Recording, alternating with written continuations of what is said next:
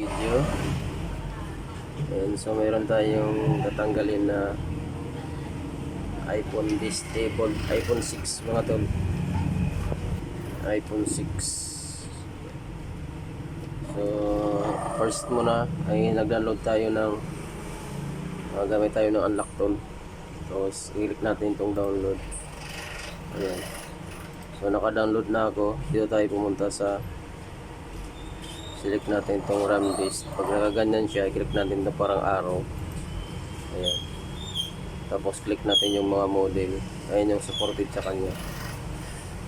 Model. Tapos click natin yan. Tapos download. Click natin itong download. Ayan. Ayan siyang download dyan. So na-download ko na ito. Ito na yun. So punta tayo dyan. Click natin itong parang folder. Ayan, so dito tayo pupunta. So ito, i-copy natin siya o kaya i-extract natin. Pero i-copy lang natin muna.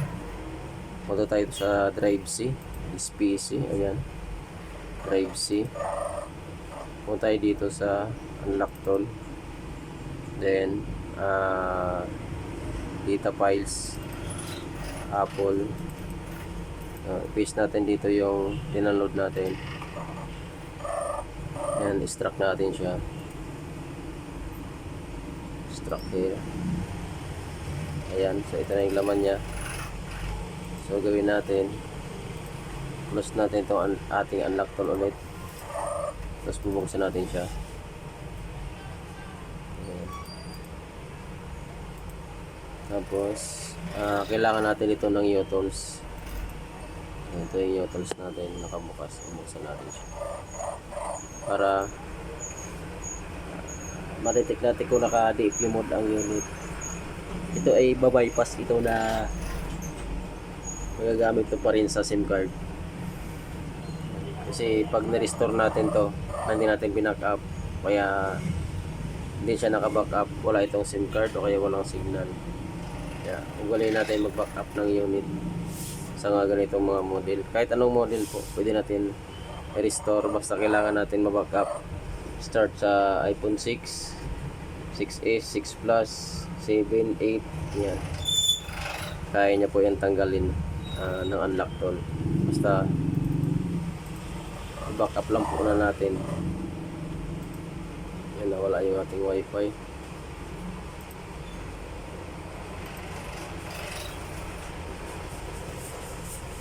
So yan, so, nagbukas na po yung ating utils, tray utils. So i-restart natin yung unit. Kailangan natin naka-off para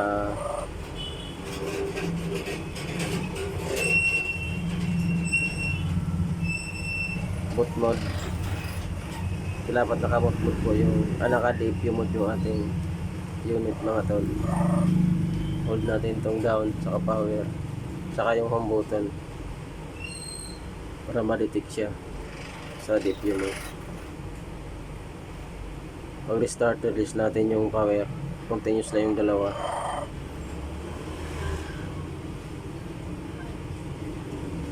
Ayan, so ito na yung lalabas sa kanya. Dapat naka-DFU mode siya. Stop. Got it. Ayan, ito yung lalabas sa kanya, naka-DFU mode. Tapos hintayin natin magbukas yung unlock tool.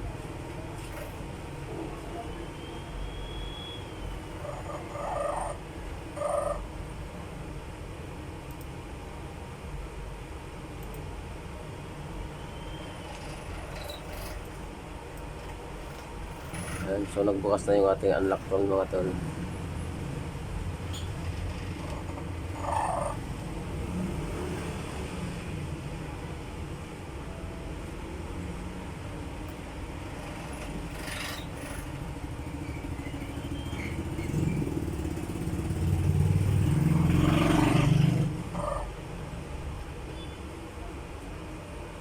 Log in natin.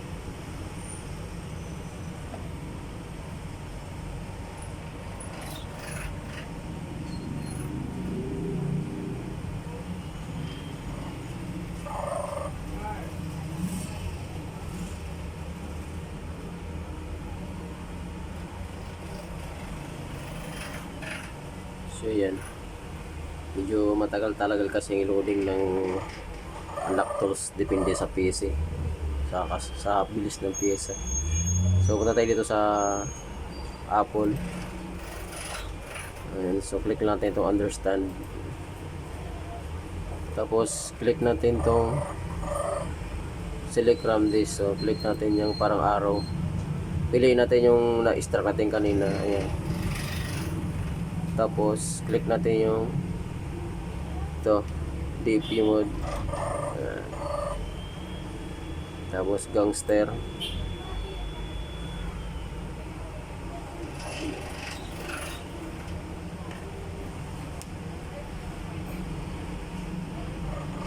So dapat hindi po mag-disconnect yung ating sa DP mode. Naka-DP mode pa rin dapat yan hanggang sa lalabas dito yung parang niya, searching device, installing yung DP. Ayan, so lumabas na. So waiting pa rin natin na ini-install yan. Kahit may na-install na kayo, ayan, dapat hindi siya mag-disconnect. Ayan. So pag nag-disconnect yan, mabubuhay, ulit na naman tayo magpa-DP mode.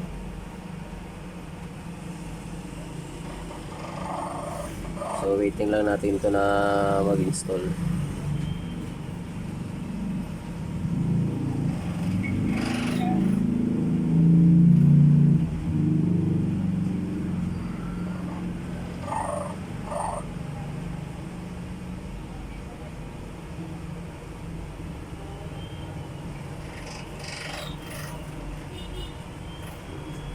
So wala to. Plus lang natin yan. Hanggang dati ito may lalabas na installation success, parang ganun yung lalabas sa kanya. Ayan. So ganito yung lalabas sa kanya. So punta dito sa boot RAM disk. Diyan tayo. Sa boot RAM disk naman tayo. Dito. Side. So kung mapapansin nyo maya, pag nag-loading ulit siya, magkakaroon dito ng parang flashing o kaya reading, magsusurat, may lalabas din sa screen.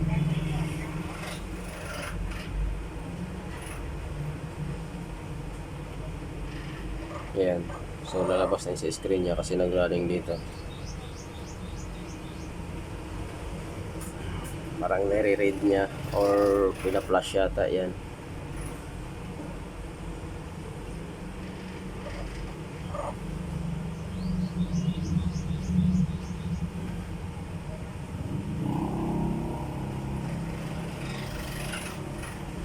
Dapat pag wawa tayo nito, mayroon tayong internet. Ayan, so nagaganyan yung screen nya. Ayan, so hintayin natin na mag-success dyan. Ayan, so passcode, backup passcode tayo.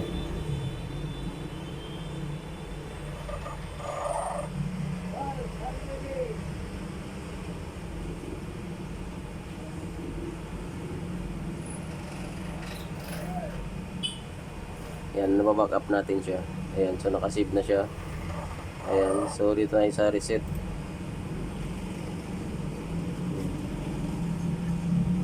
Ayan, so mag-restart na yung phone. Ayan, so mag-reset yan. So i-reset nito, yung password niyan dati mawawala siya, no? Pati yung Gmail account ay hindi siya mawawala. Parang ni-reset lang yung password niya. Ayan, so kung napansin nyo, susulat dyan sa screen. Hindi natin pwedeng galawin yan kasi ayan, meron sulat dyan na parang loading. Ayan, so pagtapos nyan, ayan, so mawala na yung password nya. Ito yung kanyang lalabas pag nag-loading na. So no need na i-restore natin yung unit, mga tol. Kailangan lang natin ng unlock tool para ma-save yung, para hindi na tayo mag-bypass ng ng Apple ID.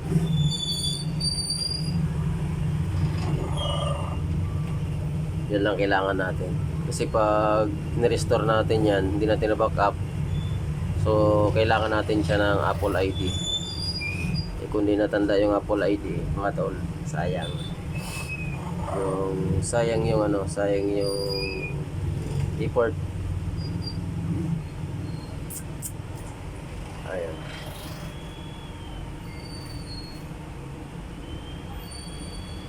So, ito na yung model niya, mga tol. Ay, lumabas na dito sa unlock tool, sa U-tools. Ayan. So, normal lahat, no, walang problema. Ayan. 64 gig.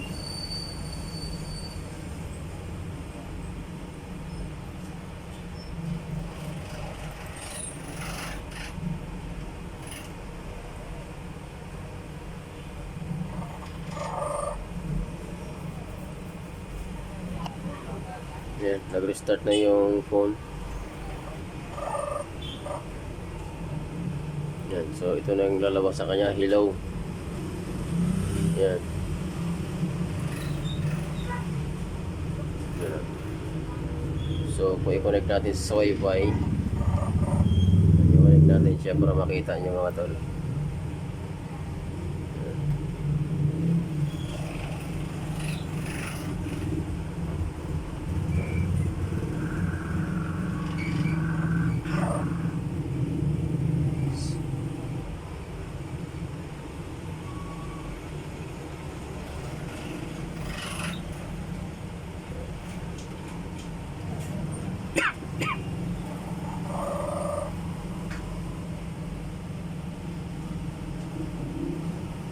Connected na siya. So click natin yung next.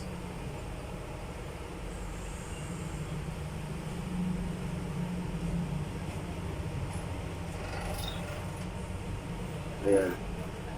So meron siyang Apple ID. Ayan. Ito yung purpose na binack-up natin siya, mga tol, para mawala to. So start natin siya ulit.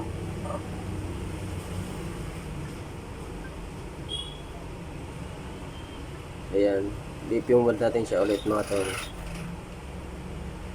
DP Yeah. mode. Autusan ako. Perang daw ng Philips.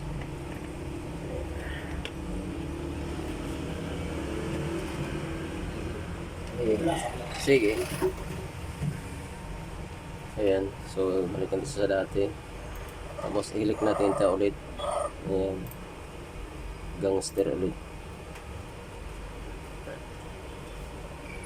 So back to process tayo dun sa una natin ginawa.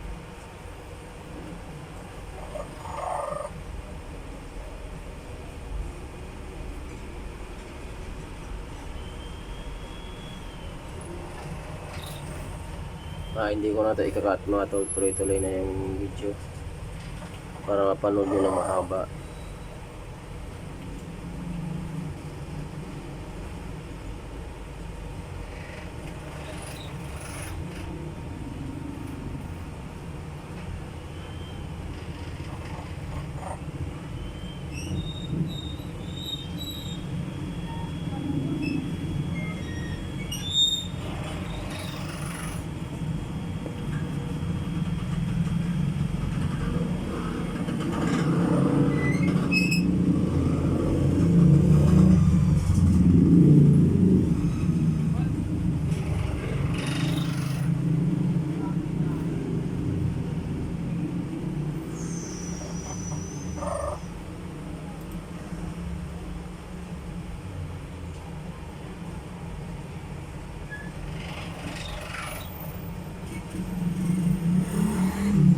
DP mode pa rin siya. Ayun. Tapos boot RAM disk ulit tayo. Ayan. Namatay yung unit. Ulitin natin siya. Dapat hindi siya mag-shutdown or hindi siya ganito. Dapat naka-DP mode pa rin.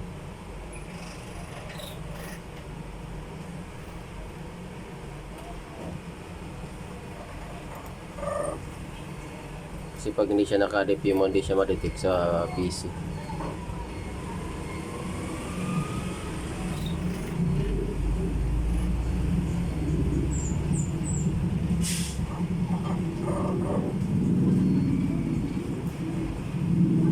Ayan. So ulitin natin ulit yung DP mode. Ganun lang gawin natin. Pag na-disconnect siya, ulitin natin ulit sa pag-DP. Dapat meron kayo nitong trio tools para ma-detect kung naka-DP mode ang unit o hindi, mga tol. So, balik ulit tayo sa installation.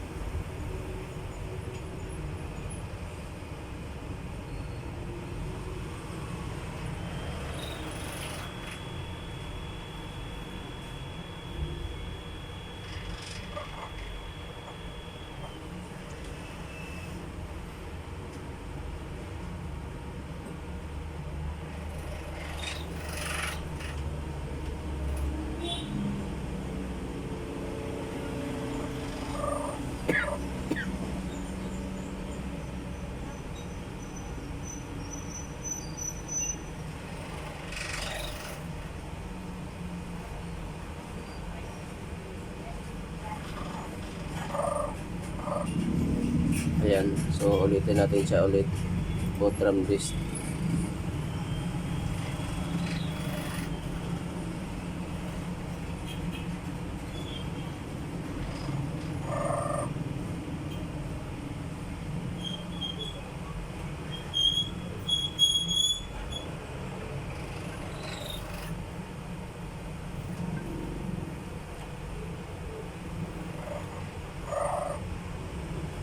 So, magka-flashing ulit yan, parang magre-reading ulit siya sa screen.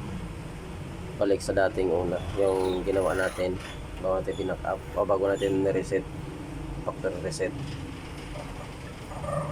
So, ayan. So, tapos, then, restore backup. Pag nagtapos na yan, click natin itong restore backup, mga tol. Ayan.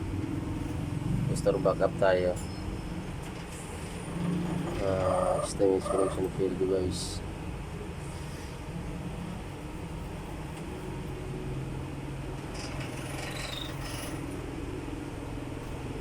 Failed. Ginawa. Nag-disconnect yung device. Ayan na. Nag-disconnect siya.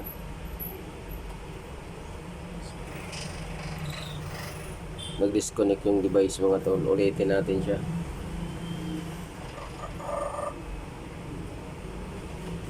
Ulitin natin.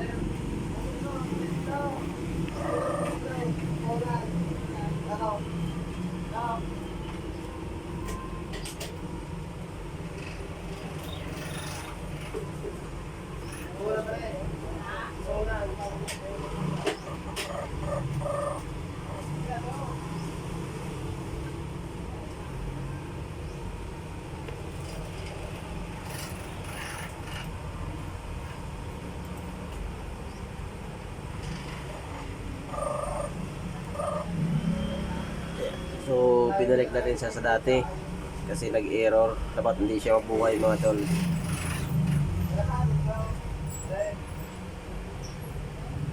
Pag ganun ulit-ulitin lang natin. Minsan kasi sa USB pag nag-iinit na nag-disconnect, kaya ulitin lang natin yung process. Tapos niyan ito, tapos pag natapos ito dito naman backup, restore backup tayo.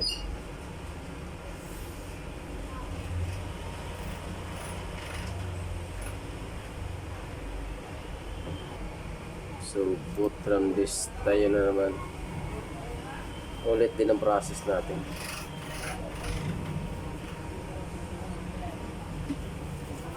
Dapat pag tapos nung limigdan niya, click natin yung restore backup.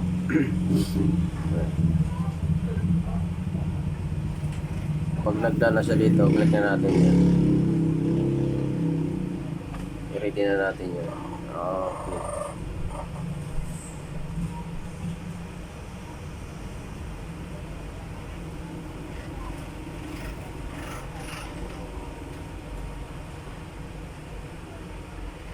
Ayan. So, dapat dito 14 gram list, restore backup, dapat tayo siya mag-fail. Ayan. So ayan, so nag-restart yung unit kasi na-restore na siya, nabalik na yung binackup natin kanina.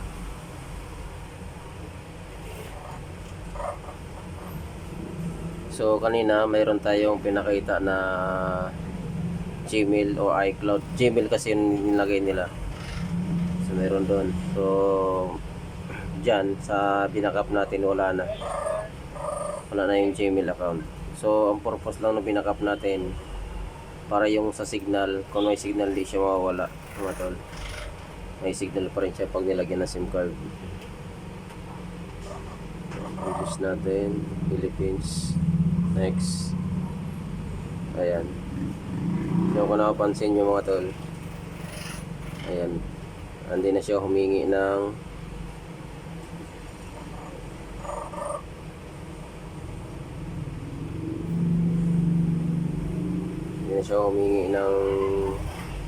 Apple ID or Gmail account, no?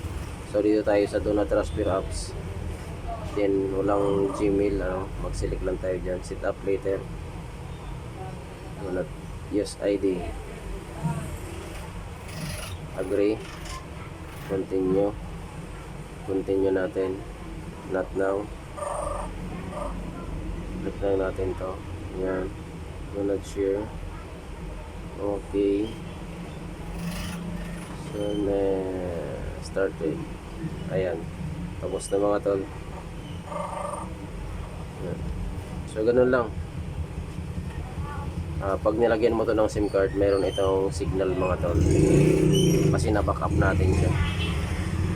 So ayan, sana matutunan nyo. Ganito lang ating video mga tol. Maraming salamat. So iPhone 6 po ito, old version, 12.8.5. Ayan.